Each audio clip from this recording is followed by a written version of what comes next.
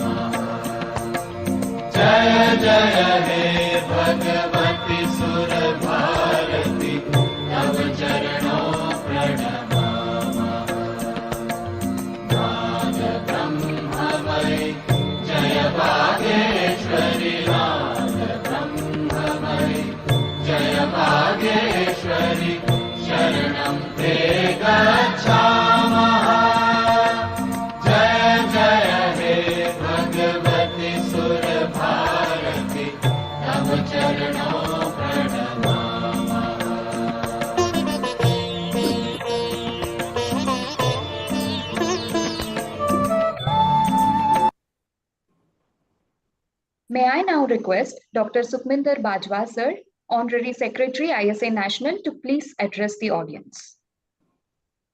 Thank you, Dr. Swati. Today's class, the topic is looks very simple. COPD patients, and it's a very common. Everybody from the first year of PG studentship, and you always see these type of patients in the pre-anesthetic clinics, and then even the table also. Patients are coming for the laparoscopic surgery, any type of surgery done laparoscopically. You are going to get many challenges, how to go about it. Even you're using the CO2 in the laparoscopic, the way which is going to impact the pressures of the abdomen, going to impact respiratory dynamics, and various other comorbidities sometimes are also associated with the COPD. Though it looks very simple, however, when you really encounter these cases, the complication comes, there comes the real, challenging scenario. Then you have to deal with them in a most precise manner. And we have got a very good team of Dr. Padma Vishal, and our entire team is ready to go on to speak on this special issue, the COPD and laparoscopic surgeries. I think if I say everything about COPD, this is not justified. To let ma'am and the team continue. So Swati, I think you go ahead with the class. Yes, sir. Thank you, sir, for your valuable insights ahead of the class. I request Dr. Anju, our co-screen coordinator, to introduce our esteemed faculty for today's session and outline the session's formats and rules and carry the session forward. Over to you, Dr. Anju. Thank you. Thank you, Dr. Swati. Good evening, everyone. Myself, Dr. Anju V. Gopi, Senior Resident, Government Stanley Medical College, Chennai. Now I would like to introduce the faculty members of today's session.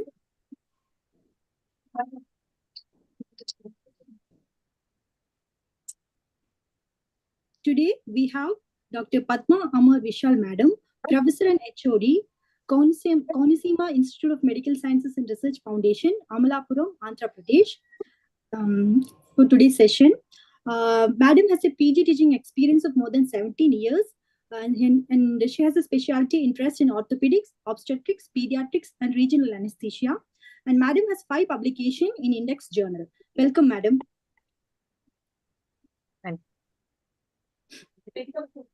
Now I would like to introduce Dr. K. Gopalakrishna sir, Associate Professor, Department of Anesthesiology, Konisema Institute of Medical Sciences and Research Foundation, Amalapuram, Andhra Pradesh. Sir has a PG teaching experience of 5 years and specialty interest in pediatric and neuroanesthesia. And sir has publication in Index Journal. Welcome, sir. Now I will explain the instructions for today's session. I request all to keep your audio muted and video off during the session. And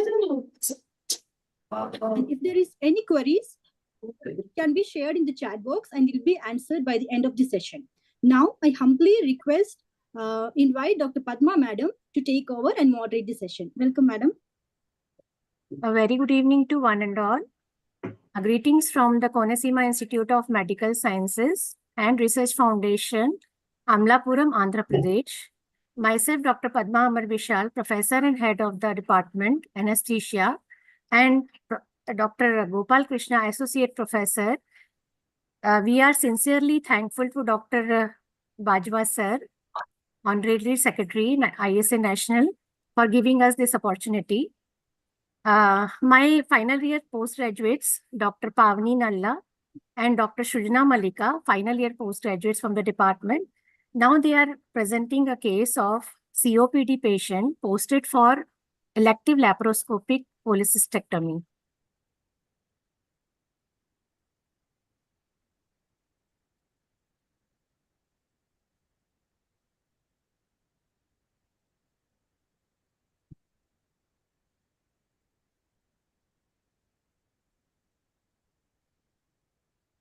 Time అయిపోయింది start అయిపోతుంది session start అయిపోయింది. Dr. Pavni, please share your screens. Sharing, ma'am. Visible, ma'am. Screen is visible. Yes. Good evening, everyone. Myself, Dr. Pavni Nalla, and my colleague, Dr. Shrujana. We are third year postgraduates from Konisema Institute of Medical Science. We are going to present about the case of COPD patient posted for elective laparoscopic cholecystectomy. Let's coming to the case presentation.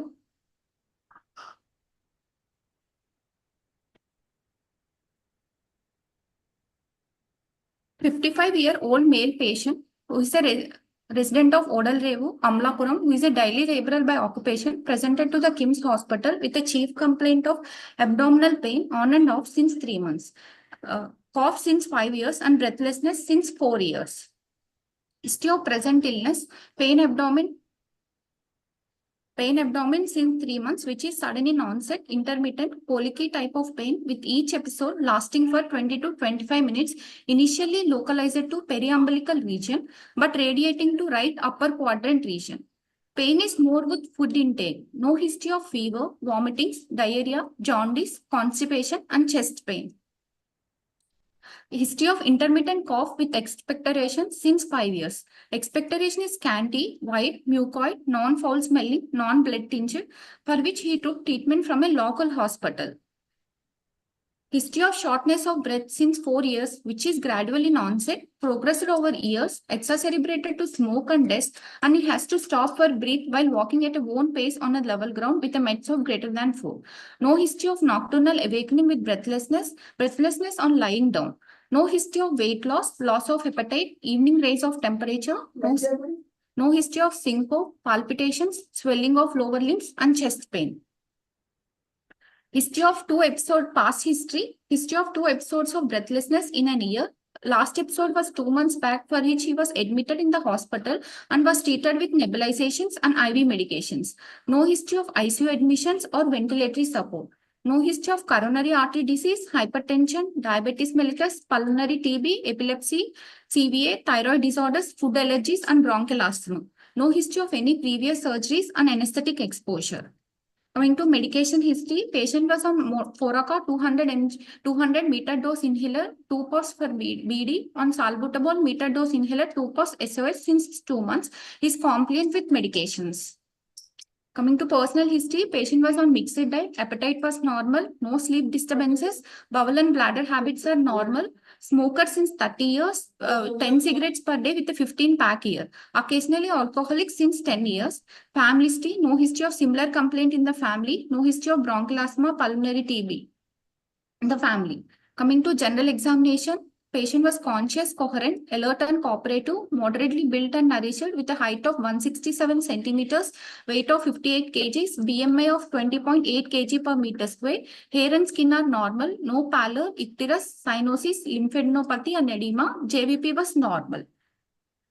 Vitals, patient was febrile, pulse rate of 92 per minute, regular in rhythm, normal in volume and character, no vessel wall thickening, no radial and radiofemoral delay, all peripheral pulses are felt, blood pressure 130 by 80 mmHg, recorded in supine position in right upper limb, respiratory rate was 20 per minute, abdominothoracic type, saturations was 96% on the room air. Coming to airway examination, no facial asymmetry and dysmorphic faces, tooth or stain, no loose tooth or dentures, mouth opening was 3-finger breadth, Mallampati grading of 2, thyromental distance was 3-finger breadth, temporomandibular joint was normal, neck movements are adequate in the range of motion, spine was normal. Systemic examination, gastrointestinal system on inspection, abdominal scaphoid, umbilicus appears normal and inverted, skin subcutaneous tissue looks normal, all quadrants are moving well with respiration, no visible swelling, scars, erythema, distension, peristaltic movements, dilated veins. On auscultation, palpation, all inspective findings are confirmed. Normal temperature, soft and non-tender on touch, no palpable lump, no muscle guarding, pulsations, fluid thrill, rebound tenderness, no organomegaly. On percussion, tympanic note was present, no shifting dullness. On auscultation, bowel sounds are present. Respiratory system on inspection, upper respiratory tract was normal, lower respiratory tract, KK appears to be in midline, barrel-shaped chest movements are bilaterally equal, no use of accessory muscles, no infraclavicular flattening or drooping of the shoulder, no visible scars, pulsations, dilated veins and sinuses. On palpation, all inspective findings are confirmed. KK is in midline, no local raise of temperature, vocal film test was bilaterally equally decreased, no palpable rub, no tenderness or bony deformity. On percussion, resonant note was heard in all areas. On auscultation, breath sounds are decreased in all areas bilaterally.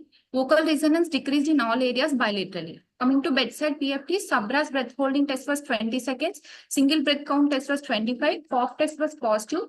Post expiratory time was 6 seconds. Snyder's match blow is at 15 centimeters. Coming to CVS examination, on inspection, shape of the precordium was normal, no scars, sinus and visible pulsations. On palpation, apex beaks felt at 5th intercostal space, half-inch medial to the mid-clavicular line, no parasternal heel. On auscultation, first and second heart sounds are heard, no murmurs.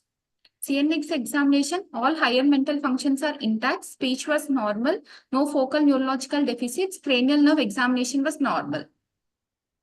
Coming to investigations, complete blood picture with hemoglobin of 15 gram per deciliter, blood group was O positive, platelet counts and Ws are within normal limits. Random blood sugar was 160 mg per deciliter, blood urea 26 mg per deciliter, serum creatine 0.7 mg per deciliter, serum electrolytes are within normal limits, LFTs are within normal limits, viral markers are non-reactive, blood BT and CT within normal limits. Ultrasound abdomen shows multiple calculi in the gallbladder with the largest measuring 5.5 mm in size. ECG showing sinus tachycardia. 2D echo, normal cardiac chambers and walls, no left ventricle RWME, normal left ventricular function with the ejection fraction of 60%, RPSP was 35 mg, no left ventricular diastolic dysfunction, no pulmonary artery hypertension, no pleural effusion and left ventricular plot. X-ray showing hyperinflated lungs, flattened diaphragm with horizontal lips, intercostal lining and tubular horn. Summary.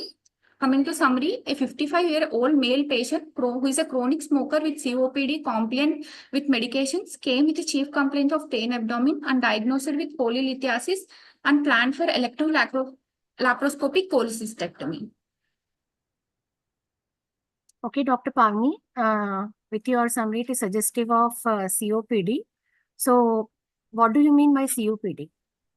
COPD is a chronic obstructive pulmonary disease, which is characterized by which is a common treatable and preventable disease characterized by persistent airflow limitation with enhanced inflammatory response to noxious particles or gases.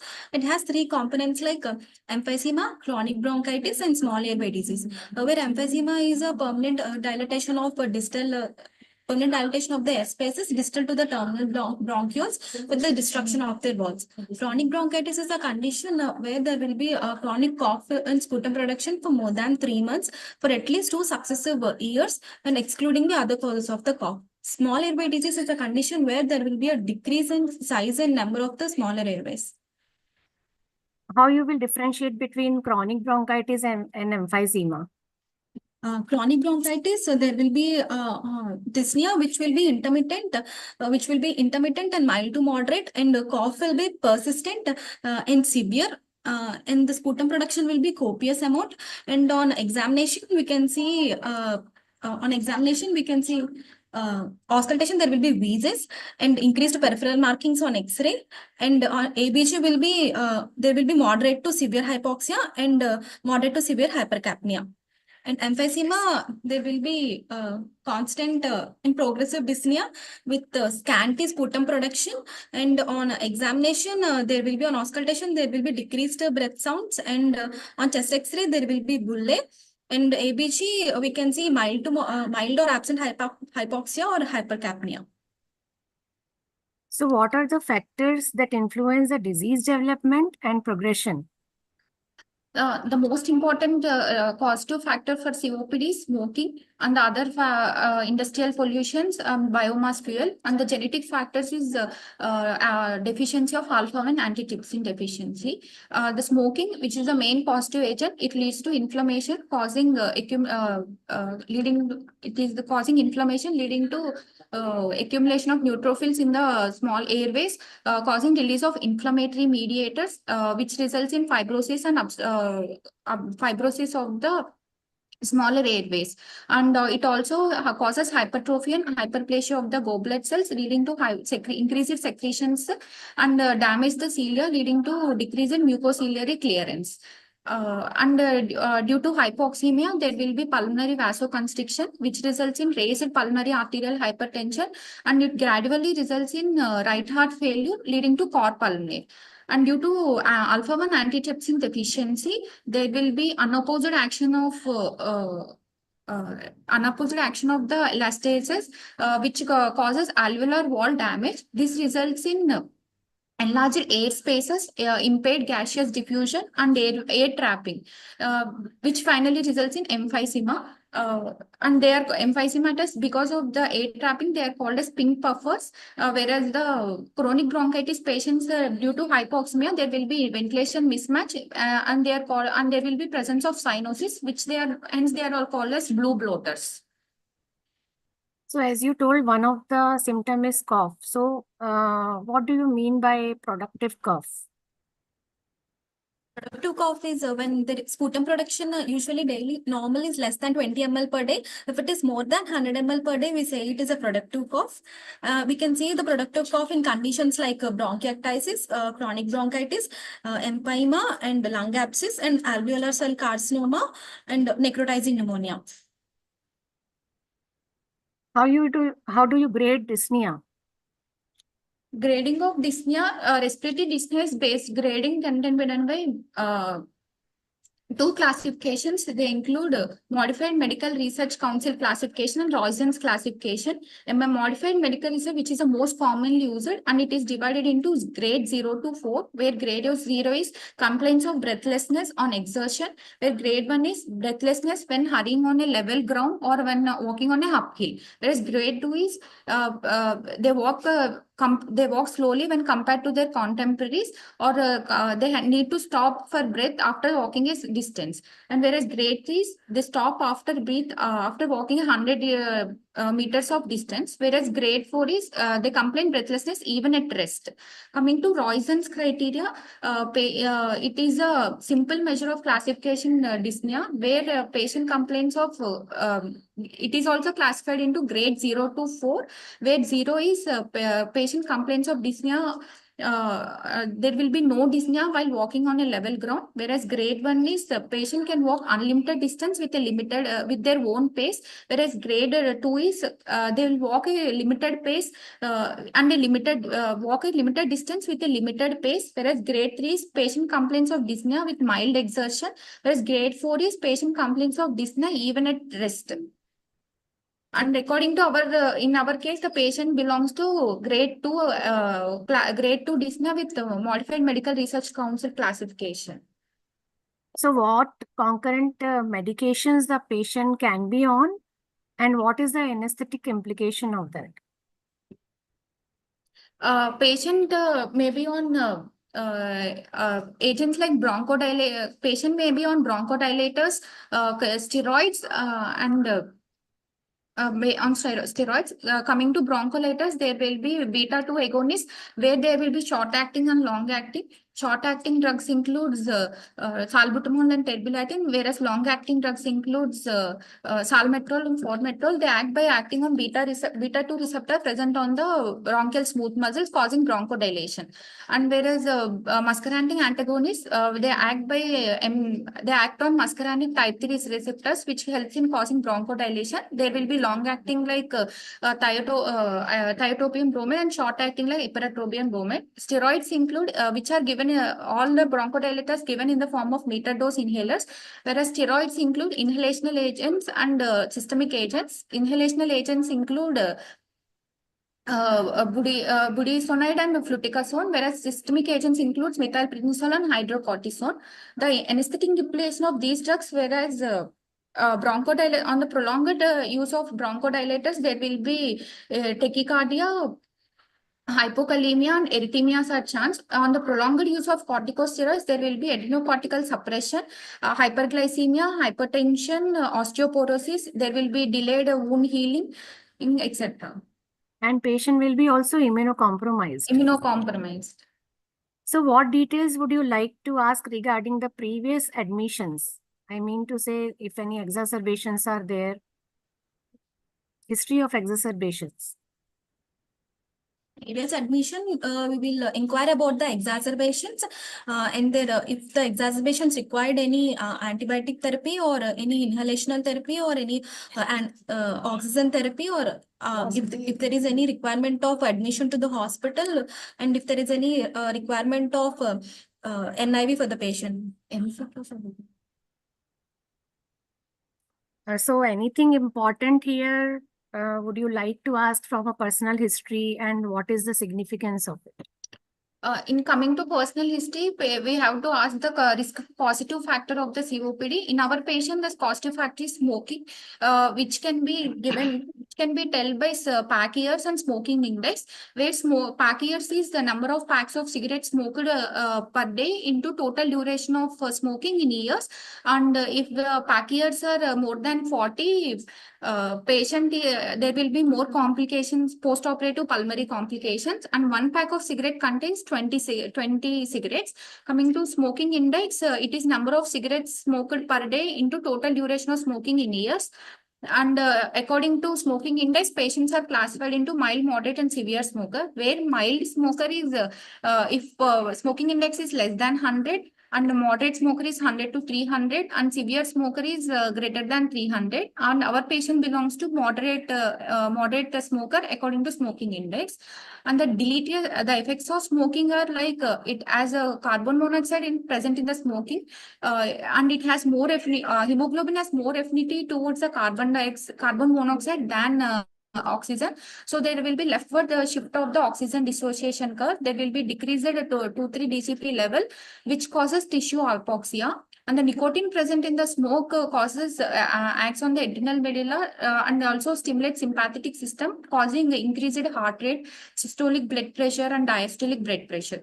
And these result in increase in myocardial oxygen demand, which results in myocardial ischemia. And because of the smoke, there will be hyperplasia of goblet cells, which causes increased secretions, ciliary damage, which causes decreased mucociliary function of the lung, leading to accumulation of secretions and obstruction. And due to smoking, due to hypoxemia, there will be increased erythropoietin secretion, which results in increased hemoglobin production, RBCs, WBCs, fibrinogen level, which in turn increases the viscosity of blood, leading to thromboembolic events like coronary artery disease, CVAs, and deep vein thrombosis.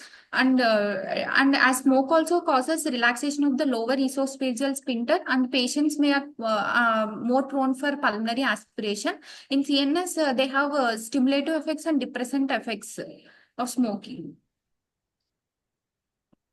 Okay. So we like to. Good evening, one and all. To break this monotony of asking questions and answers, I would like to ask few MCQs for the online participants. Can I share my screen, madam?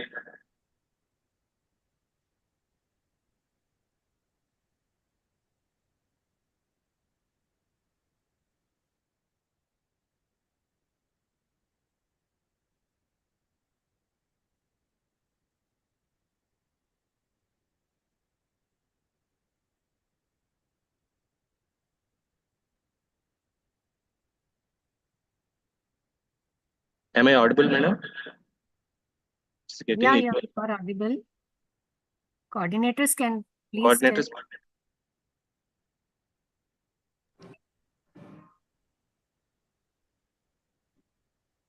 Can I share my screen and ask a few MCQs, madam? Yes, sir. Yes, Yes, sir. sir.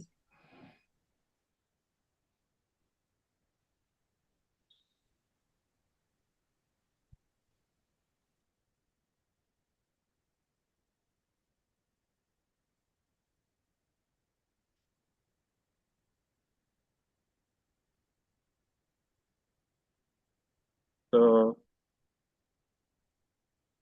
for the online participants, which of the following regarding emphysema is a false statement? The centrilobular emphysema predominantly affects the upper two-thirds of the lung, and loss of alveolar wall leads to increased pulmonary resistance. Effective gas exchange is reduced to 1/10 of normal in emphysema. Cor pulmonale commonly occurs early in emphysema patients, and respiratory infection occurs less commonly than chronic bronchitis in emphysema patients. Which of the following statements is false statement regarding emphysema?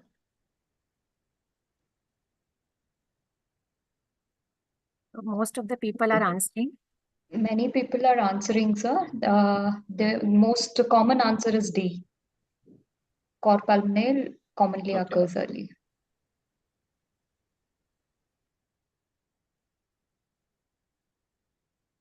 Shall I proceed with, madam? Proceed with answer? Sir, sure, sir.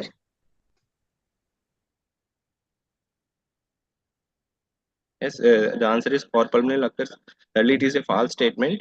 Why? Because cor pulmonale is characteristical. It is more marked in case of chronic bronchitis rather than emphysema.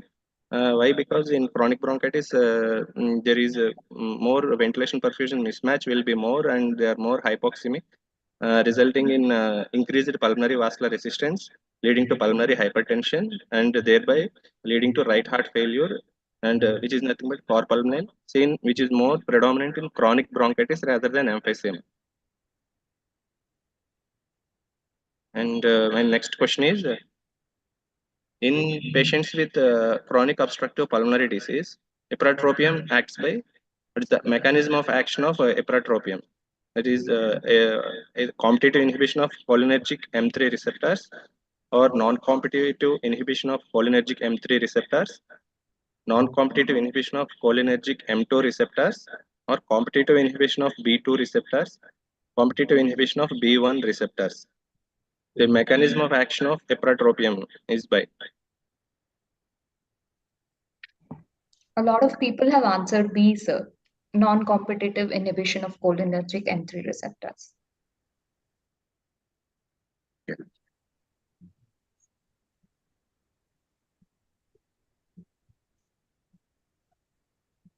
Actually, it is option is A. Answer is A. Preoperative acts by competitive inhibition of cholinergic M3 receptors. It is more effective in producing bronchodilation in patients with chronic bronchitis and emphysema than beta agonists, which are most effective in asthmatic patients. Actually, preoperative acts by inhibiting both M1 and M3 receptors. The presynaptic M1, they act on, the preoperative acts on presynaptic M1 receptors and thereby inhibiting the release of acetylcholine. And it also acts on M3 receptors postsynaptically, and thereby blocking the action of acetylcholine, resulting in bronchodilation.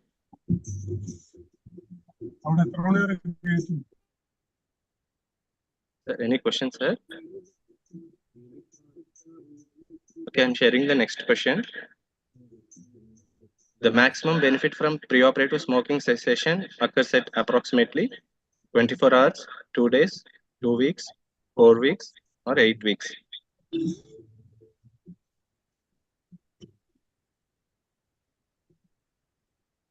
The most common answer here is E, sir, 8 weeks. Almost all of them. Yeah. Okay, ma'am. Yes, the answer is correct. The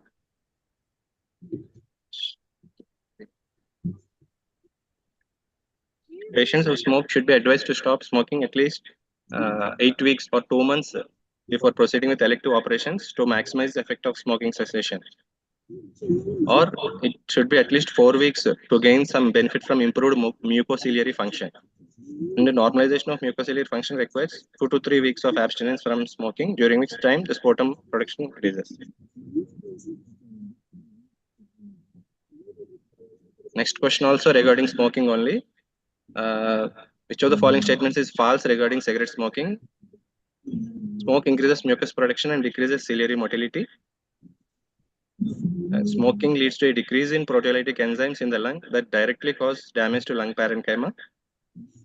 And patients with COPD who smoke have up to a 6-fold greater risk of developing post-op pneumonia than non-smokers. Normalization of mucociliary activity requires at least 2 to 3 weeks of abstinence from smoking. Smokers' relative risk of post-op pulmonary complications is doubled even in the absence of clinical pulmonary disease and abnormal pulmonary function test results.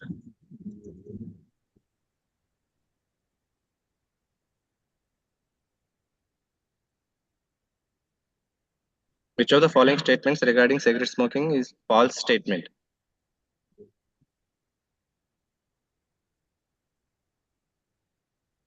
Very few replies to this question and many answers are coming up, sir. Most common is B. Smoking leads to a decrease in proteolytic enzymes in the lung. Actually, the correct answer is B only. Actually, smoking results in an excess of proteolytic enzymes and not decrease in proteolytic enzymes. There will be an excess of pulmonary proteolytic enzymes that directly cause damage to lung parenchyma. And exposure to smoke results in increase in synthesis and release of electrolytic enzymes from alveolar macrophages. It is one of the most prevalent risk factors associated with post-op morbidity. And patients with COPD who smoke have 2 to 6-fold risk of developing post-op pneumonia compared with non-smokers.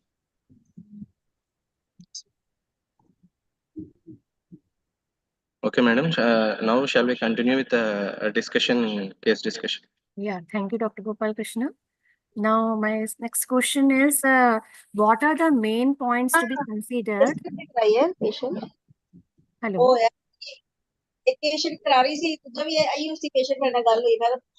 What are the main points to be considered in general physical examination and systemic examination? Ico chenna wo hai मतलब te chakda nahi phone na. In general examination, we will consider body mass index, ma'am. As if the patient is obese, there will be prior decrease in the FRC, and we will see for any signs of respiratory distress like tachypnea and use of any accessory muscles, and also we'll look for any cyanosis and also like pedal edema and raised JVP, and clubbing may be present or may not be present. And clubbing grading will be from 1 to 5, where grade 1 is increased fluctuation of the nail, and grade 2 is obliteration of the lower bond angle, and grade 3 is paralytic appearance, and grade 4 is drumstick appearance, and grade 5 is hypertrophic osteoarthropathy. And others like vitals, we will see like if there is any fever, it indicates infection. And coming to the respiratory examination, on inspection, we will see the position of the trachea and the respiratory pattern, and also on auscultation, we'll see breath sounds if there are any presence of wheezes or rhonchi or crepitations or decreased breath sounds. And on cardiovascular system, we will look for any pulmonary hypertension signs like a parasternal heave, or on auscultation, we will hear loud P2 or narrowly split S2. And other in right heart failure, we'll see other features like epigastric pulsations and hepatojugular reflex and tender hepatomegaly. So what are the investigations you would like to ask for this patient?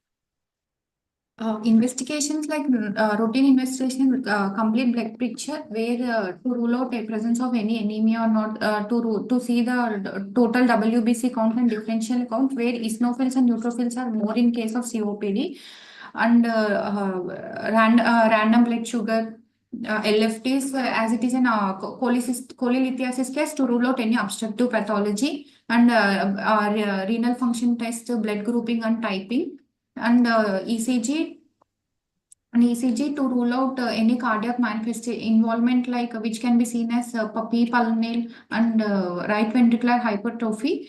Then chest X-ray, where in case of emphysema, we can see hyperinflated lungs, any flattening of diaphragm, to rule out presence of any bullae or not. And if ECG is showing any abnormality or signs and symptoms showing any respiratory distress, then we can go for 2D echo, where we have to rule out cardiac manifestations in the form of right ventricular systolic pressure elevation, pulmonary artery hypertension. And if patient has any history of recent onset of exacerbations, and using any accessory muscles, we have to have baseline ABG to rule out any hypoxia and hypercarbia. So how you will evaluate the respiratory function for this patient? To evaluate the respiratory functions, we'll go for bedside pulmonary function test. No, bedside pulmonary functions tests are like counting the respiratory rate and pulse oximetry for saturations, and cough test like to see the strength and effectiveness of the cough. We'll ask the patient to take a deep inspiration and to cough out. If there are any paroxysms or a production of productive cough, it indicates an obstructive pathology. And wheeze test, we'll ask the patient to take deep 5 inspirations and expirations, and later we'll auscultate in between the shoulder blades to see any wheeze. And the Sabrez breath holding test, we'll ask the patient to take a deep inspiration and to hold his breath as possible and we'll count the time. If the normal time is more than 40 seconds, if it is less than 15 seconds, it indicates a compromised cardiopulmonary reserve. And other tests like Snyder's match flow test and peak expiratory flow rate and De Bono's whistle test, we can also use them. So for this patient, when your patient is having some abnormal PFT, so would you like to go for other testing to evaluate the respiratory system? Other testings includes spirometry, where we will measure forced expiratory volume in 1 second, the ratio of forced expiratory volume in 1 second, and the forced vital capacity. And with spirometry, we can measure the static. There will be 2 components, where will be static tests and dynamic tests. And static tests includes the 4 volumes and 4 capacities, which are tidal volume, tidal volume, residual volume, inspiratory reserve volume, and expiratory reserve volume, whereas the capacities includes total lung capacity, vital capacity, inspiratory capacity, and forced functional residual capacity. These are the static tests where patient is not forced and they're not that time independent. Whereas coming to anything abnormal is there in this test? in case of COPD, In case of COPD, the volumes like total lung capacity and residual volume are increased, whereas functional residual capacity will be increased in case of COPD. Coming to dynamic tests, where a patient is forced and there are time dependent factors, from which we can measure the forced vital capacity, and forced expiratory volume at 1 second, which are decreased, and the ratio of FEV1 by FVC also decreases, and the maximum breathing capacity which is also decreases, and the peak expiratory flow which is also decreased. These tests are how you will grade the COPD? Based on spirometry and based on the ratio of FEV1 by FVC, we can grade the COPD which is given by Global Initiative for Obstructive Lung Disease, and it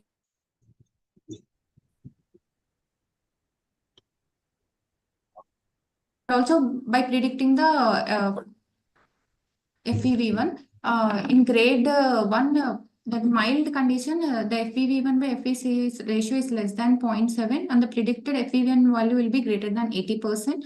And in moderate condition, the ratio will be less than 0.7, and the predicted FEV1 will be less than 80 but greater than 50%. Whereas in severe condition, the ratio will be 0.7, and the predicted FEV1 will be greater than less than 50 but greater than 30%. Whereas in very severe condition, the ratio is less than 0.7, and the predicted FEV1 will be less than 30%.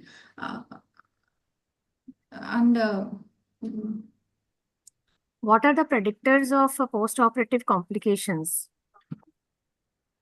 The predictors of postoperative pulmonary complications are, it will be patient factors and surgical factors. Coming to patient factors, if patient age is greater than 70 years, if he belongs to severe grade of COPD, and if AC is greater than 2,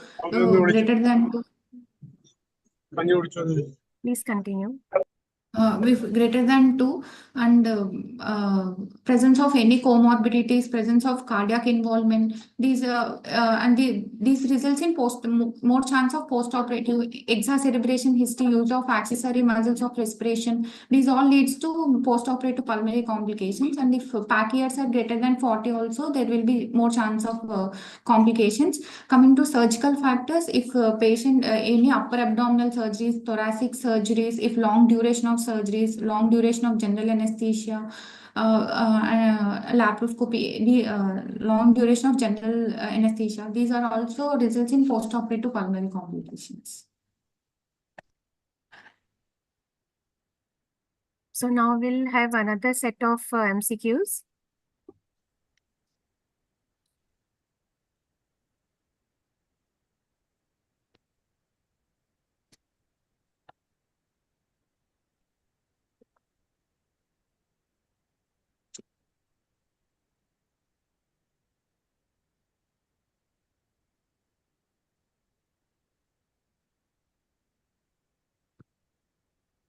Am I audible? Sir, you are audible. Yes, sir, you are audible. After listening to the bedside lung function tests and spirometric tests, sir, I would like to ask a question related to the pulmonary function test, sir. The functional residual capacity is defined by, or it can be seen by which of the condition. It is the maximal volume that can be exhaled in a single breath, or it is increased by mechanical factors such as obesity and pregnancy, can be used to quantify the degree of pulmonary restriction, or is significantly increased in the supine position, or it is markedly reduced in patients with COPD. So which of the following statement aptly suits the functional residual capacity?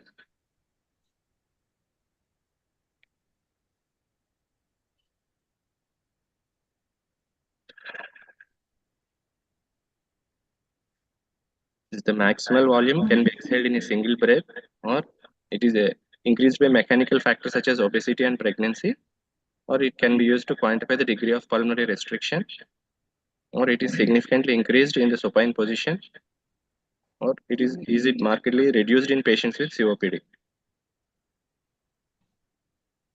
A very mixed set of responses, sir. Most have answered E, a few have answered C, and some of them are answering D. So majority has answered it is as E, madam. Many have answered as E.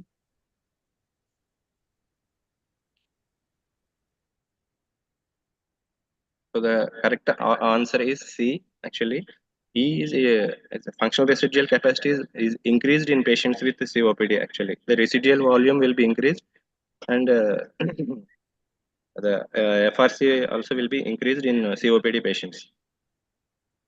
FRC is the volume of gas remaining in the lungs at passive end expiration.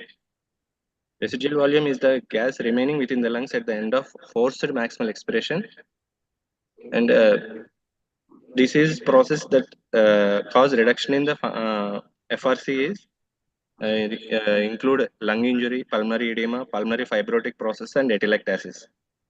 And the mechanical factors like pregnancy, obesity, and pleural effusion, they also reduce the functional residual capacity. And in supine position also, the FRC reduces by 10% when compared to the standing position. And the other factors leading to decrease in FRC are ventilatory muscle weakness and paralysis also decreases FRC. Whereas in contrast, patients with COPD have excessively compliant lungs that recoil less forcibly, and they will retain an abnormally large volume at the end of passive expiration, which is called as a gas trapping or air trapping.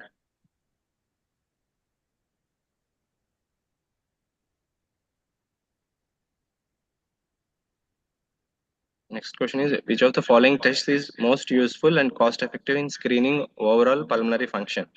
The flow volume loops, the carbon dioxide diffusing capacity of the lungs, the maximum voluntary ventilation, spirometry measurements, the blood gas analysis, which is most useful and cost effective in screening the pulmonary function.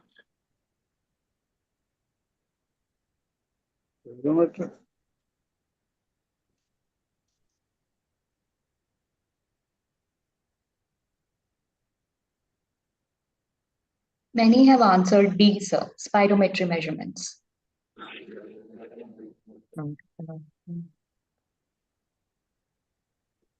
Yes, it is the spirometry only. Although we have a host of pulmonary function tests from which to choose, spirometry is the most useful, cost effective, and most commonly used test.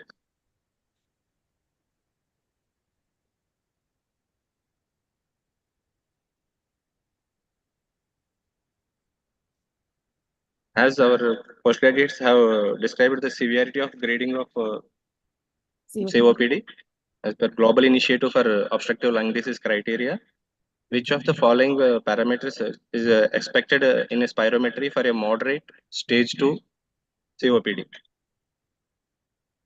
FEV1 by FVC ratio less than 0.7 and FEV1 is more than or equal to 80% of the predicted, and ratio of less than 0.7 and FEV1 between 50 to 80% of the predicted. The ratio being less than 0.7 and FEV1 is 30 to 50% of the predicted, and the ratio is less than 0.7 and FEV1 is less than 30% of predicted, which falls into grade 2 gold criteria for COPD. So the most common answer here is B. So it is the classification, and there is nothing to explain much in this. It is the B, the ratio being less than 0.7 and FE1 from 50 to 80% of the predicted. Okay, madam, let's continue with the discussion. Yeah.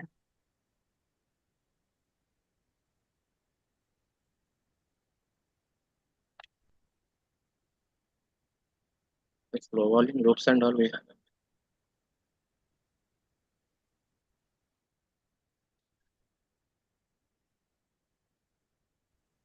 So, if you want to assess the respiratory system, is there any other way you want to assess flow volume loops? Into we can based on spirometry we can obtain flow volume loops. It is the graphical representation of the inspiratory flow and expiratory flow flow in y-axis and the volume in the x-axis when patient is being maximum expiration. And these can differentiate between an obstructive pathology and restrictive pathology. Whereas in obstructive pathology, the FEV1, FVC will be decreased, whereas in obstructive pathology, FEV1 and FVC are increased or normal, and vital capacity, total lung capacity, residual volume are increased in case of obstructive pathology, and these are decreased in case of restrictive pathology. And maximum breathing capacity can also be associated from flow volume rules, which is decreased in case of obstructive pathology, and it is normal in case of restrictive pathology. Yes, it's awesome. Now we'll proceed for అది of చేయనా బంగారు. So how do you prepare this patient for surgery or optimize the patient? Coming to preoperative, as is an elective case, we ask the patient to stop smoking for at least 8 weeks of duration, because in 8 weeks of duration, there will be decreased levels of carboxyhemoglobin levels and nicotinic levels. The oxygen dissociation curve may comes to normal. There will be improved ciliary functions. Sputum production can be decreased, and the pulmonary function test can become normal, and the immune functions and the metabolic derangements can become normal within the 8 weeks. And if patient is on any steroids and bronchodilators, we ask the patient to continue. We have to improve the nutritional status of the patient, and improve correct the hypoalbuminemia. If any electrolyte disturbances are there, we have to correct them. And if patient has any signs of upper respiratory tract infection, we'll treat it with broad spectrum antibiotics. We'll encourage the patient for chest physiotherapy by giving incentive spirometry, and we'll counsel the patient.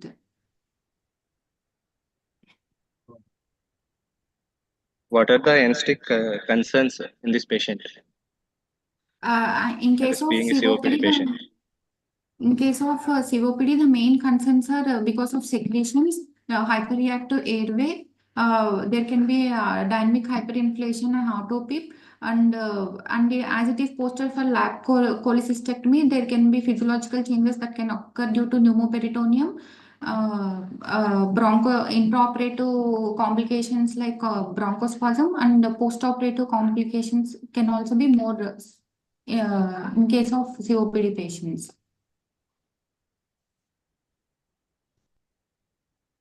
So what is the plan of anesthesia for this patient?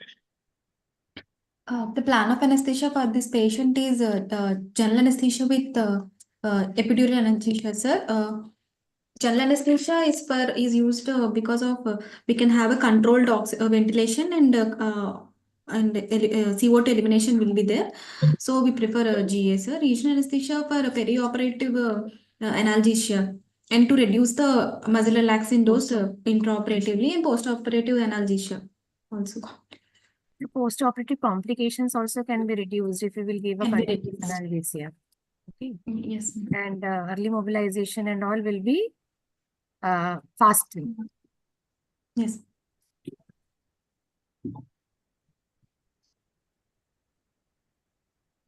So any chance of regional anesthesia? Is it advantageous or general anesthesia in COPD patient? What are the advantages of regional, general? You tell. Depending upon the surgery, sir, if it is a below umbilical surgery, it's better we go for regional anesthesia. If it is above umbilicus, it's better for general anesthesia, sir, for a controlled ventilation and for CO2 elimination, sir. For supraumbilical surgeries or upper abdominal surgeries, how you will proceed? Whether any supraglottic airway devices or endotracheal intubation, how will you proceed with GA? What are the advantages and disadvantages within SGS and intubation?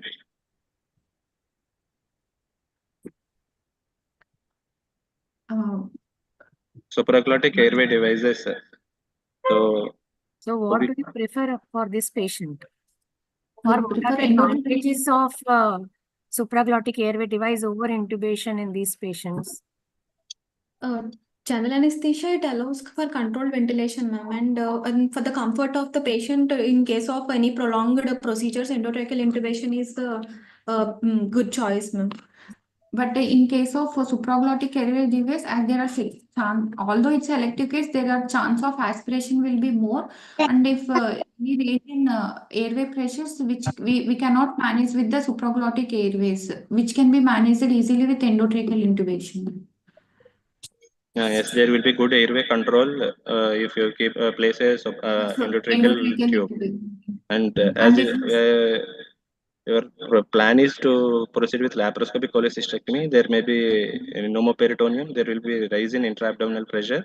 The chances of and risk of aspiration are more. So you want to proceed with endotracheal intubation. Yes, endotracheal intubation. So then what are the goals of anesthesia? Goals of anesthetic goals are like maintaining adequate oxygenation and ventilation, and also minimizing airway manipulation, so to prevent the intraoperative complications like bronchospasm, and to maintain a deeper planes of anesthesia, and using low dose of opioids, and we aim for a smooth induction and extubation, and we avoid histamine releasing anesthetic drugs.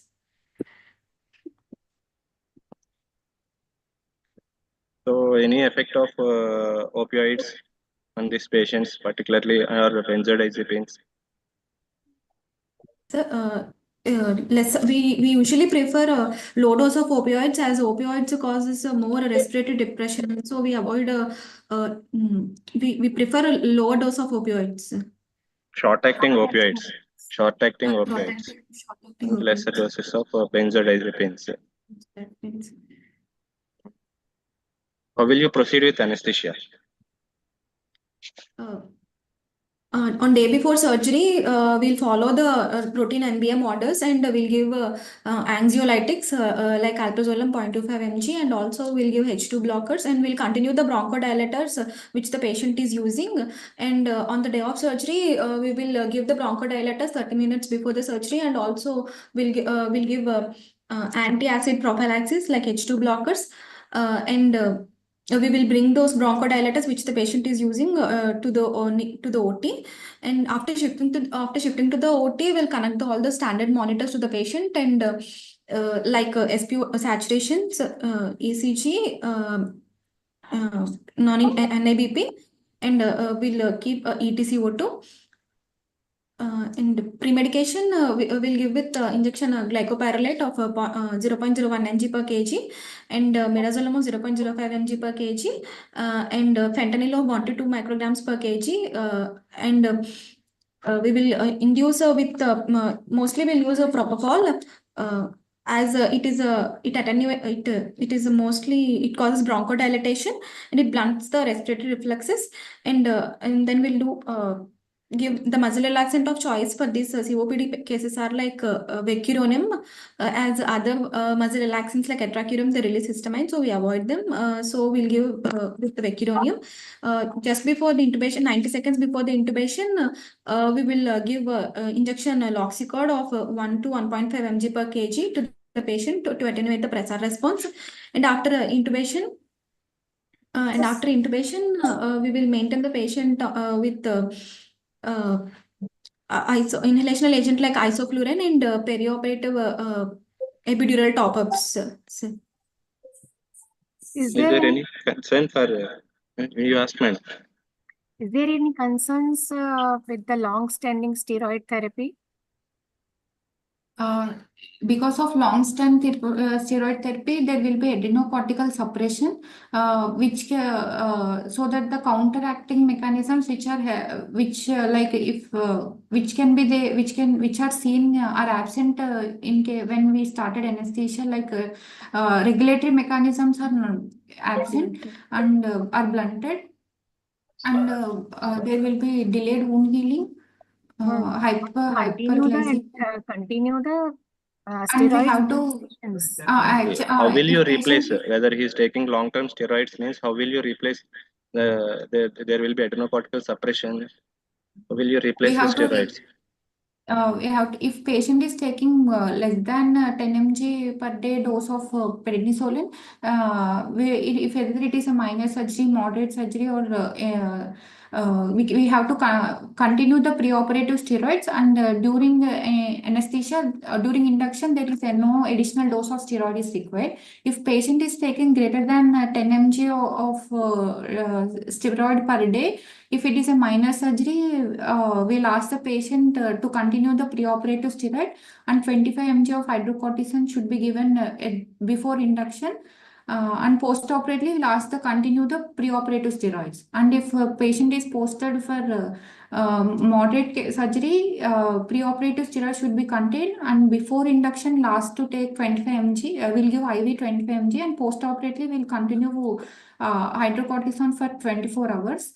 And if it is a major surgery, we'll ask the patient to continue preoperative, and 100 mg of hydrocortisone should be given before induction, and postoperatively, hydrocortisone should be given TID for 48 hours. What is the laparoscopic cholecystectomy based on a pneumothorax? What are the effects of pneumothorax? Your voice is not. Unmute yourself.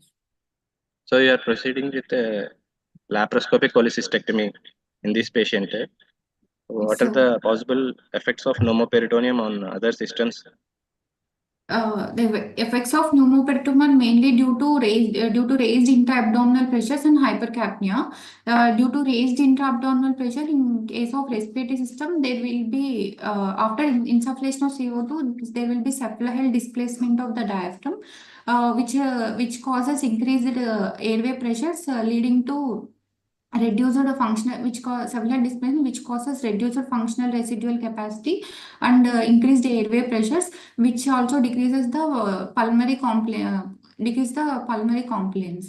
And due to in cardiovascular system, there will be biphasic response. Like initially there will be due to initially there will be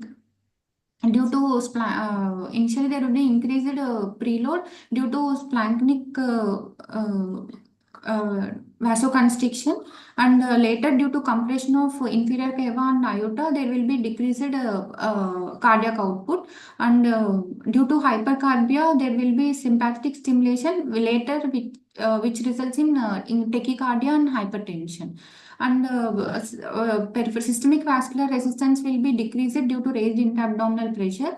So there will be decreased blood flow to the vital organs like kidneys, which can be manifested as decreased urine output, and there will be decreased hepatic, arterial, and portal blood flow, and due to hypercapnia, there are chance of increased pulmonary artery pressures, right atrial pressures, and it may result in pulmonary vasoconstrictions. And the complication of hypercapnia can be in the form of subcutaneous. There is a chance of subcutaneous emphysema, gas embolism, and carbon dioxide can sensitizes the myocardium, so they can be result in erythemias, myocardial depression, and impaired hemoglobin affinity and oxygen transportation.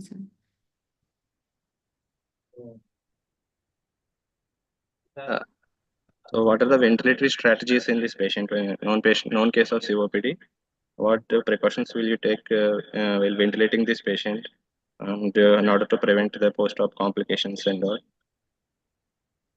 Our main aim is to maximize the alveolar gas emptying and minimizing the dynamic hyperinflation and autopipes. So we keep the ventilator settings as decreased tidal volume of 6 ml per kg, and decreasing of respiratory rate of 8 to 10, and also providing adequate expiratory time, that is by I/E ratio of 3, and maintaining the P plateau pressures centimeters of water, and aiming for an FaO2, aiming for an saturations of more than 92%, and minimal acceptance of hypercarbia and acidemias. So do you use nitrous oxide in these patients, or you want to? We can usually use nitrous oxide usage in these patients. In case of emphysema, if there are any presence of bulla, usually we'll avoid nitrous oxide, ma'am, as there might be rupture of the bulla. So in general patients, if in any absence of bulla, we can use nitrous oxide. How you will see that, how you will identify the autopeep during the ventilation? Autopeep can be identified in the when we do the in open circuit, there will be slow filling of the bag, and in case of ETCO2, it reaches the plateau will be reached, does not reach the baseline. And in case of the flow volume graphs in the ventilator, the expiratory flow will not reach the baseline, and cannot be reach the baseline. Okay. So which mode of ventilation will be better? Volume control ventilation or pressure control ventilation? What you will prefer? Usually, after muscle relaxation, there will be no much difference between volume control and pressure control, sir. But in case of any PKB pressures of think we are increasing, we can prefer pressure control to restrict the pressures, sir. So you prefer pressure control ventilation Yes. to limit the pressure, any rupture of a emphysematous bullae to control to have a control over pressure. The pressures. Yes, sir. What are the intraoperative complications we can expect? Intraoperative complications are like bronchospasm. Sir. Bronchospasm is identified by increasing of peak and plateau airway pressures, and there will be a decreased slope of expired CO2, and on auscultation there will be wheezes or decreased breath sounds, and there will be a shark fin appearance in ETCO2, sir, and these all may lead to hypoxia and hypercarbia, and there might be sudden hypotension because of due to dynamic hyperinflation. So after identifying this, we'll immediately increase the FiO2 to 100%, and we'll ask the surgeon to stop for a while, and then we will deepen the anesthesia. We will deepen the anesthetic plane by increasing the inhalational agent, and also by giving a titrated doses of a propofol or ketamine. And we will relieve this bronchospasm by giving bronchodilators as puffs of 6 to 8 puffs, and also like intravenous steroids like hydrocortisone of 200 mg IV. And if there is any refractory bronchospasm, we'll further go for administering IV magnesium of maximum of 2 mg IV. And further, if there is any bronchospasm, we'll administer subcutaneous adrenaline of 1 in 1000 dilutions. Any other complications? Intraoperative.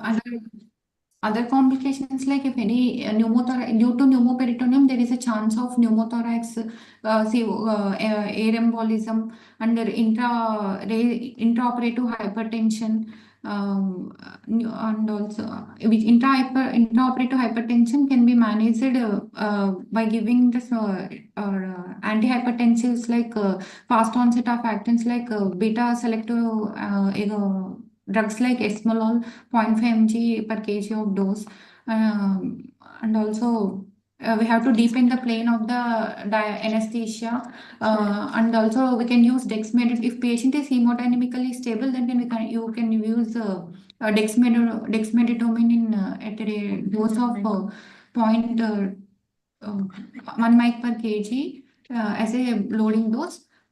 And we have to deepen the plane of anesthesia, and we can give epidural as patient is having epidural, we can give epidural top-ups to control the BP. And in case of if any time pneumothorax is developed, if patient is Should increase little voice. If any pneumothorax is there, there will be sudden desaturation, raised airway pressures. If any hypotension are there, then we can suspect a tension pneumothorax, which can be immediately treated by needle decompression and followed by ICD drainage. And we ask the surgeon to deflate the abdomen or decrease the abdominal pressures.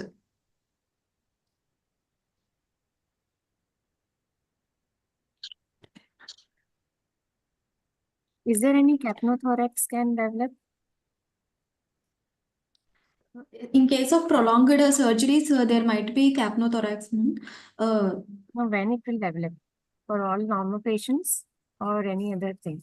If any defects in between the abdomen and the thorax, there is a chance of capnothorax, ma'am.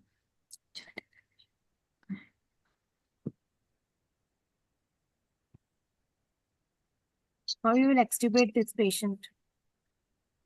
After the surgery, we will extubate this patient in deeper planes of anesthesia to avoid like complications like a bronchospasm. We can use in deeper planes of anesthesia. We can use a Bailey's maneuver. After suctioning, adequate suctioning, we'll keep an SGA and inflate the cuff. And after that, we will deflate the tracheal tube cuff, and we'll remove the tracheal tube cuff, and we'll ventilate with the supraglottic airway. And when the patient is fully awake, and at the time we can remove that supraglottic airway. Is there any name for that maneuver? Bailey's maneuver. Okay. Yeah. Is there any mode of different mode of analgesia can be given to this patient? Other modes of analgesia, postoperative port installations with local anesthetic can be done, and postoperative and preoperatively facial plane blocks like erector spinae blocks, subcostal TAV blocks can be done, and multimodal energy, which includes intravenous paracetamol NSAIDs can be used.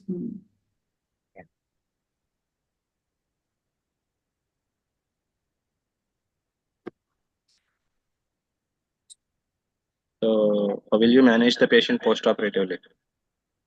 Postoperatively, Postoperative after complications, or what precautions will you take in the shifting the patient?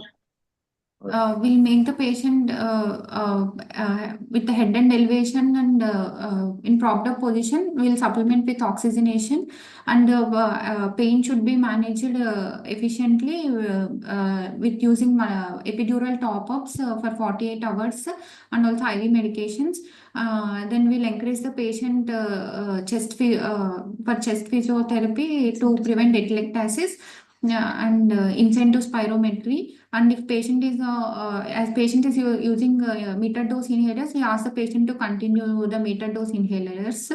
And we must ambulate the patient as early as possible to prevent the DVT. That's it. And the complications, most commonly the postoperative complications are there is a chance of respiratory failure, atelectasis, pneumonia, and also delayed wound healing.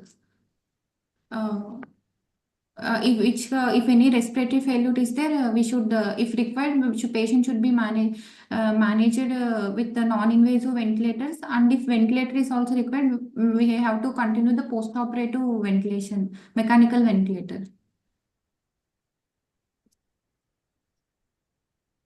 So how the oxygen therapy will be given to a patient post-operatively? The patient is having respiratory failure or hypoxemia.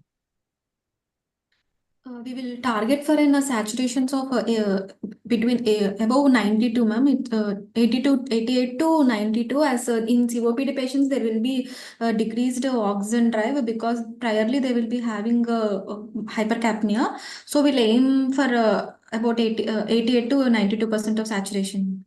No. I am mean to ask, anything non-invasive ventilation will be preferred over your mechanical ventilation? Or any for post-operative management, NAV or mechanical ventilation, and how will you decide CPAP, whether we can use CPAP and non-invasive CPAP for BiPAP or CPAP. we can use.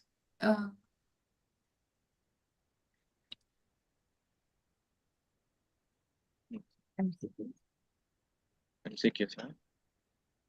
Okay, Go for another I'll MCQs. proceed with a few more questions.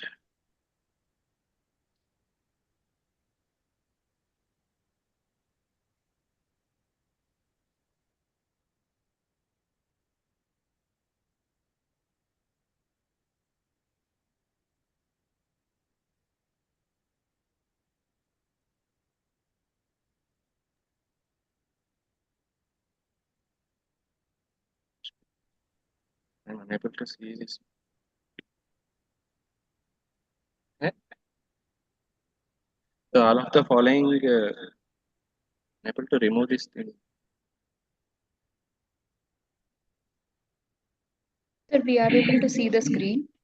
Yes, madam, but someone is blocking these sentences. All of the following may benefit the patients with COPD in the perioperative period, except nebulized anticholinergics, smoking cessation, antibiotics for respiratory infection, lung expansion maneuvers, and preoperative exercise program. All of the following benefits the patients except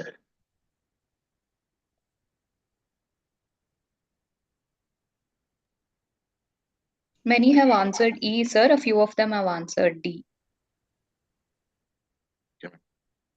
the correct option is E only. Actually, exercise and rehabilitation programs for COPD have not been conclusively shown to reduce the perioperative complications or altering the disease progression. Preoperative care of patient mainly aims at optimizing the lung function, and so the reversible components of COPD like bronchospasm, infections, and smoking cessation should be aggressively addressed. Most effective measures are smoking cessation and bronchodilators and treatment of acute infections with antibiotics. And the bronchodilator regimens should be continued throughout the perioperative period, but the exercise and the rehabilitation programs have not been conclusively shown to reduce the perioperative complications. Which of the following? Dr. Krishna. Sir. Dr. Krishna. Sir. Just to add to that, there is a second point, the cessation of smoking. Sir. If you go smoking cessation, actually, if you go by the literature, is it really helpful or not? Because sometimes smoking cessation for 1 week, sometimes it's dangerous. You have to do the smoking cessation for 4 weeks. Sometimes these things, because the reactivity of the airway is also an issue. So smoking cessation is also, it's good only if it's done for a long time. Yes, but in the acute phase, it is not good. Sometimes says it's acute phase, it is good. So both controversial studies are there in the smoking cessation. So that just wanted to add only to that. Yes. When is any nicotine supplements we can give? Actually, those are given only for the withdrawals, because when the smoking cessation withdrawals are there, the nicotine supplements are there. But Yes, ideally, what happens with the cessation of smoking, you have got a controversial results, whether you stop it for 1 week or 4 weeks. On Yes, both sir. sides, it can be beneficial, it can be harmful for the patient. So we can have a choices like B and E also, or we can modify the smoking cessation for a particular period. That's it. Okay. Okay, sir. Thank you, sir. Okay. So which of the following statements is true regarding administering GA to a COPD patient? Nitrous oxide plus opioid technique is ideal. Using large tidal volumes. Using lower breathing rates to permit more exhalation time. Correct the hypercapnia intraoperatively to help extubate early. Is true regarding administering GA to a COPD patient.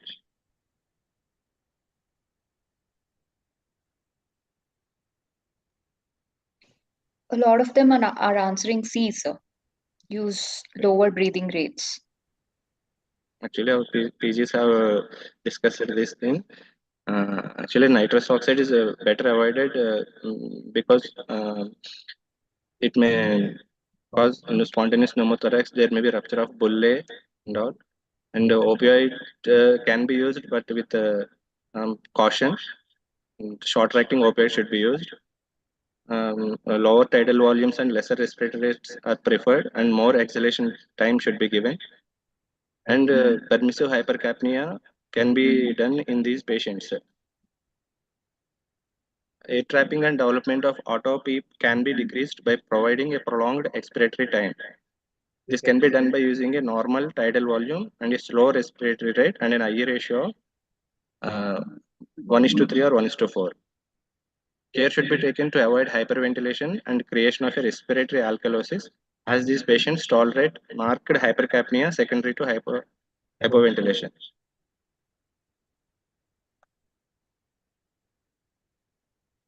All of the following strategies reduce the risk of postoperative pulmonary complications except anesthetic technique, postoperative pain management, incentive spirometry, stirrup regimens, and intermittent CPAP by mask.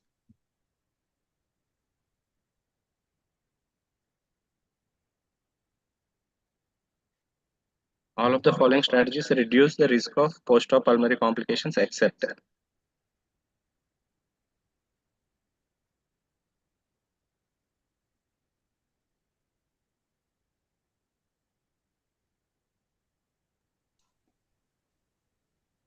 Most of them are answering B, sir. Stirrup regimens. Actually, the answer is A, madam. As most of the studies is showing the choice of anesthetic technique for intraop anesthesia doesn't change the risk of postoperative pulmonary complications. But the choice of post-op analgesia influences the risk of these complications.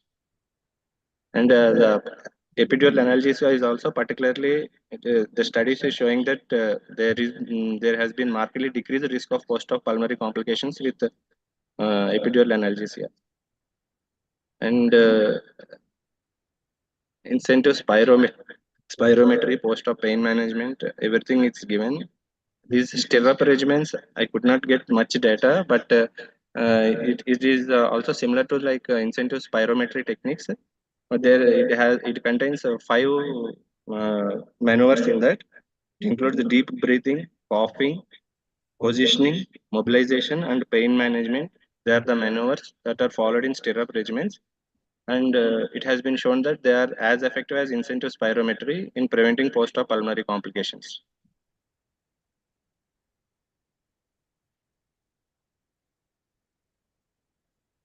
That's all, sir.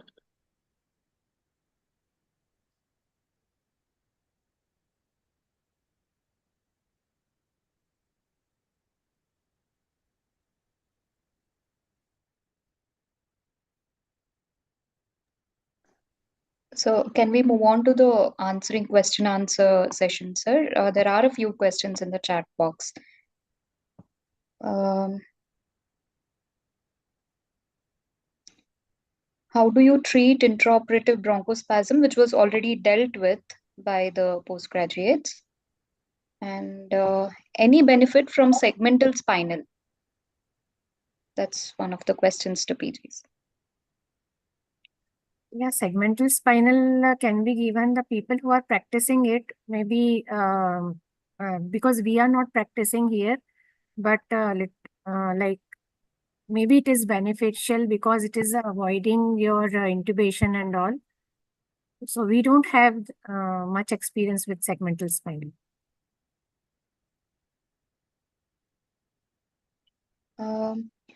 And then there are questions about intraoperative bronchospasm has already been dealt with. Auto-PEEP, under complications, it has been dealt with. Should we do ABG routinely preoperatively? That's one of the questions. So patients who are having moderate to severe COPD and they are having recent exacerbations more than 2 to 3 per year, I think better to do a ABG, baseline ABG, and even before extubation, you can plan a ABG and you can plan your extubation. Yes. Then how do we ventilate patients with emphysema and chronic bronchitis? Is there anything we can do to eliminate CO2? That has also been dealt under ventilatory strategies. And how do we manage intraoperative desaturation in COPD patients? That was also one of the complications that the PGs discussed. Do we really need epidural for lap chole? Why don't we give plain blocks? Yeah, we have already told about the pain block. If people are like, it also needs some skills, and because electrospiny blocks, you can even give the tab block or subcostal block. It can be given. Yes. And 1:1,000 subcutaneous epinephrine for bronchospasm is very high. That's giving 1 mg epinephrine. That's one of the concerns. And how is oxygen therapy given in these patients? That also has been discussed. So those were the questions, ma'am. No more questions, I think. Those are the questions. I think we covered all of the questions that were in the chat box. Can we use ketamine? It's one of the questions coming up now. Can we use ketamine in these patients? Ketamine can be used if patient is hemodynamic stable because it will again cause tachycardia and all. But in cases of bronchospasm, to deepen the plane, we can use ketamine. If patient is hemodynamically stable and patient is not having any hypertension and patient is not having any tachycardia. Because we are having other drugs also.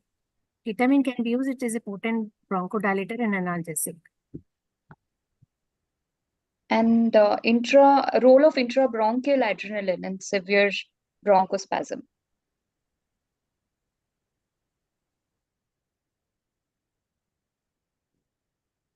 Role of intrabronchial.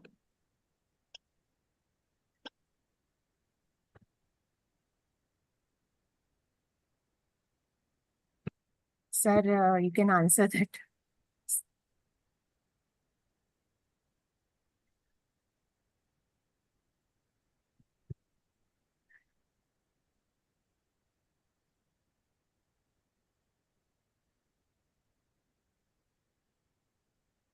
I think in intrabronchial, we can use it intrabronchial in life saving, but most definitely in OT we have an IV line, so we should go ahead with the IV line.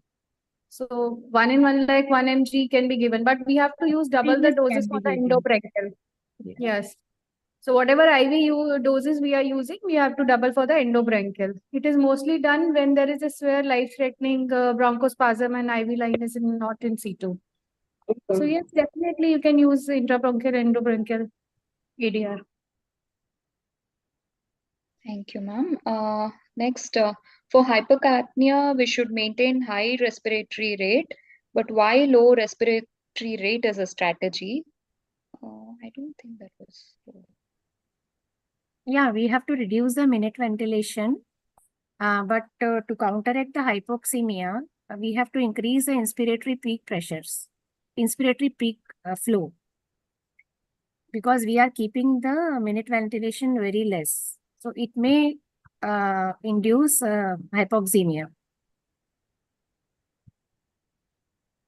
And there is why maintain a saturation of 88 to 92%? What happens if excess oxygen is given? That's also been told by the postgraduates. Actually.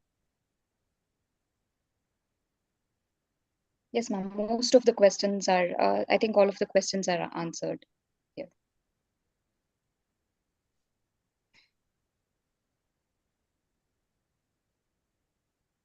I hope there are no more questions to be answered. Yes, ma'am. Most of them are answered. Thank you, ma'am.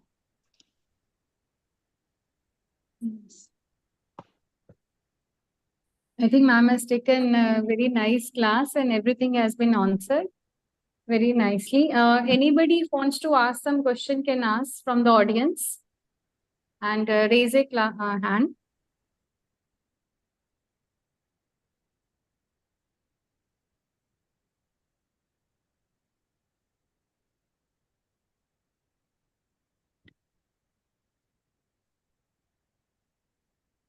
Done with everything? Hello? Yes, Hello? sir. Hello? Hello? Hello, madam? Swati and Anju, yes, sir. you respond to that. These people will who will be asking for the question. Tell them to ask, unmute themselves and ask the question. Yes, sir. Yes, sir. Dr. Pradeep Reddy, sir, you are audible. You can ask question. Madam, why nitrous oxide is contraindicated in the lab coat cystectomy? No, it is not contraindicated. Patient is having obvious bulle and all, then we can avoid it. Okay, madam. Okay, thank you. And just add to that, because nitrous takes a longer time because it is retained, entrapment occurs.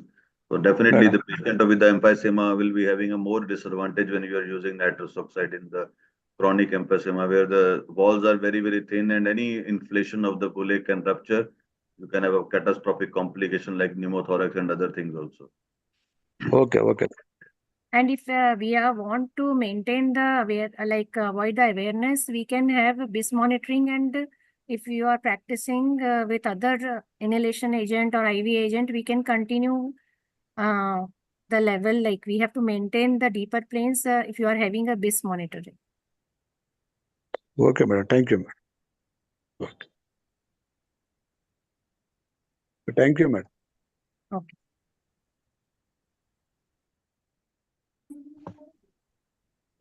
Thank you, sir. Any more questions, sir? There is also a question in the chat box. We didn't discuss about ERAS, enhanced recovery, and high carbohydrate drinks in this case.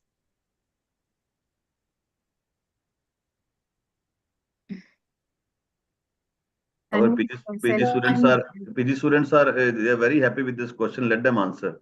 Yes. Both are very happy with this question. Pavani and please continue with ERAS in this patient.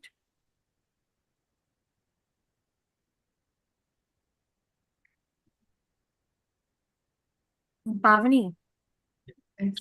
What are the techniques you follow for enhanced recovery? You already told no post-op management. What are the precautions you will take? That is some preoperative management also you can tell the things. just to add to that, in the patients of COPD, there are special patients because whatever the management strategies you have used, the respiratory strategies you have used intraoperatively, don't be in a hurry to discharge these patients because these patients can come out with a complication later on. ERAS is okay, but I think when you are getting these patients done, especially with the what Madam said at that time, moderate to severe COPD patients, it's always better to have these patients under your supervision rather than to discharge based on the ERAS protocols. It's always safe. Patient safety should be priority rather than our just getting the more beds ready for the next patient. In severe COPD, I've been. Okay, sir. Thank you, sir. I think there's a request to the postgraduates again to mention the name of the maneuver used for deeper level of extubation again. Bailey maneuver. It's a Bailey maneuver. And there is also a question about chances of CO2 narcosis post-operatively. Yes, sir. This chance of respiratory failure in postoperative due to atelectasis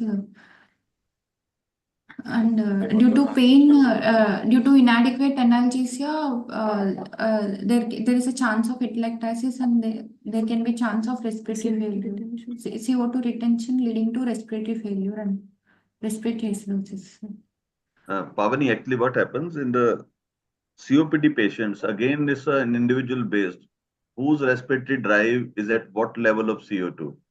Because your brain responds, this one respiratory standard responds to different level of your carbon dioxide in the blood. So in these patients, they are able to tolerate more of CO2 rather than, say the normal level of CO2. The narcosis, as already answered, is mainly depends if the respiratory depression is there. Otherwise, these patients, they require carbon dioxide for a good respiratory drive and good respiratory rate, because that's what we call permissive hypercapnia. Hypercapnia. Okay. Thank you, sir. Thank you, sir. And safe FiO2 in COPD patients. What is the safe FiO2 in COPD patients? That's one of the questions.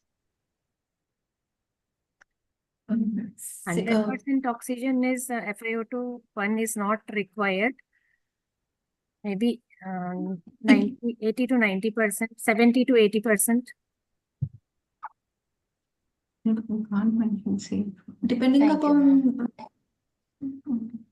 Yes. Yeah.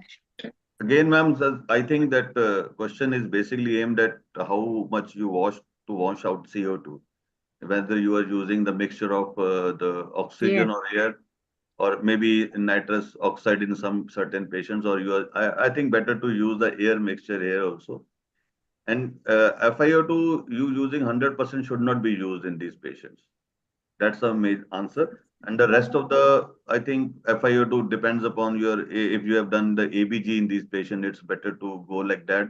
Or I think what you just said, 0.7, 0.8 is a good enough high level of oxygen if required to deliver to the patient. And if you have really require these type of maintenance of the FiO2, I think as a one intraoperative ABG will be very helpful in deciding these things.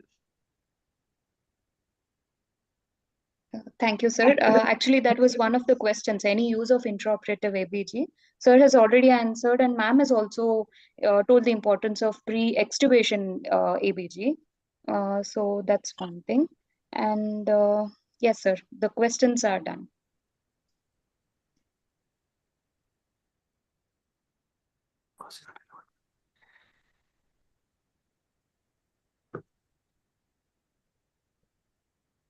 I think no, the placement of LMI following under consideration. It's the same, sir. They had asked the question and they've written it. Dr. Madhuri wants to add. Yeah, I'm sorry. I'm sorry. You have come late. You have come late today. Yeah. Only one question will be allowed to you. Yeah. No question. But I was just thinking that there was a question regarding IRAS and carbohydrate. I know you would be for the speaking on kids. IRAS. That I came to know at that time when the IRAS popped up in the screen. Yeah, please speak. So Please, that please. what I was thinking is giving the carbohydrate drink in a case of COPD would be beneficial, especially because post-operatively, if the patient has respiratory distress and is not able to breathe well, then the respiratory muscles are going to get exhausted. So this carbohydrate drink would definitely provide energy to the muscles. Instant energy. Correct? That is one thing. But secondly, I was thinking, will the carbohydrate drink release a CO2 load? Yeah, that will also increase simultaneously. That would be probably create problems in a patient of COPD, and this can be an object or this can be a subject for future research also. Like if you give carbohydrate drinks in patients with COPD, what would be the CO2 parameters and all? Probably we can work on that.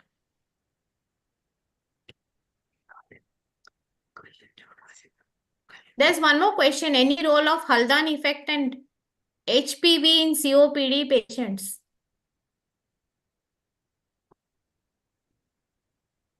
There will be unloading of CO2, which results in a Haldan effect. And there is a question in the chat box. I read it from the chat box. Yeah, Pavani, you reply, Pavani and Sujana, both. Yes. Reply to that. It's a very simple question. In COPD cases, there will be unloading of CO2, so there can be Haldan effect is present. And due to hypoxemia, there will be hypoxic pulmonary vasoconstriction to increase the ventilation to the better supplied, ventilated areas. Blood flow will be shifted, which can be a protective mechanism.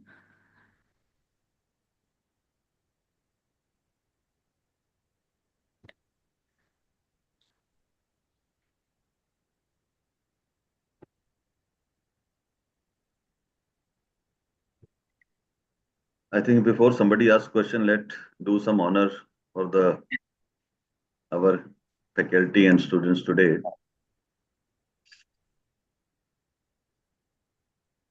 My screen is visible? Yes, sir. So, first of all, I'd like to thank you, Dr. Padma Amar Vishal ma'am, because she prepared her team very well as the leader of the team, professor and head also. Thank you. The PG students are feeling very happy. They are still very happy. They're answering everything. They try to answer. That's the confidence you have instilled in your PG students. That's a good thing, ma'am. We thank you for being the faculty in this class. Dr. Gopala Krishna, he was also equally enthusiastic and equally, helping the PG students wherever they are getting stuck. So it's a really nice gesture. And I think he also must have done a very hard work to prepare them. Thank you very much. Thank you, Dr. Gopala. Thank you, sir. And Pavani, yourself and Rojana, you both have done a good job. Again, I think in every class, we are seeing the PG students answering directly to the audience, and that means the confidence in the students across our nation is building up to a good extent. So this is a good setting of example. When you people are answering, the other PGs also gets encouraged who will be coming in the subsequent classes to answer all the queries. So this is what is actually required. So that is a way, basically a mission of our society, ISA, that the PG students should not just get benefits of the class, but the confidence in presenting and answering the things. Thank you very much to both of you. And Swati, she's equally good in coordinating this class, picking every question. Today I saw she's not leaving any question, unanswered. Thank you, Swati, for being here as a coordinator. Thank you, sir. And Anju also. Anju, she did a very well. Although they, the question I think they prepared themselves for this class almost 10 days back. So that's the dedication. They are just done, both of them, Swati and Anju, and we really thank you for being a class coordinator here. Thank you very much, sir. Thank you. Again, Dr. Madhuri and Dr. Ridhima both are there. So they have taken technical preparations in a very good way, and everything is good in the class, and it has come out well, and everything is answered, and we are really proud of this class. It's a simple topic presented in a very, very simple and very understanding manner. Thank you very much. Thank you, sir. Thank you very much. We have another 2-3 minutes. If somebody wants to add, suggest, or ask anything, they can ask by raising their hands or unmuting themselves.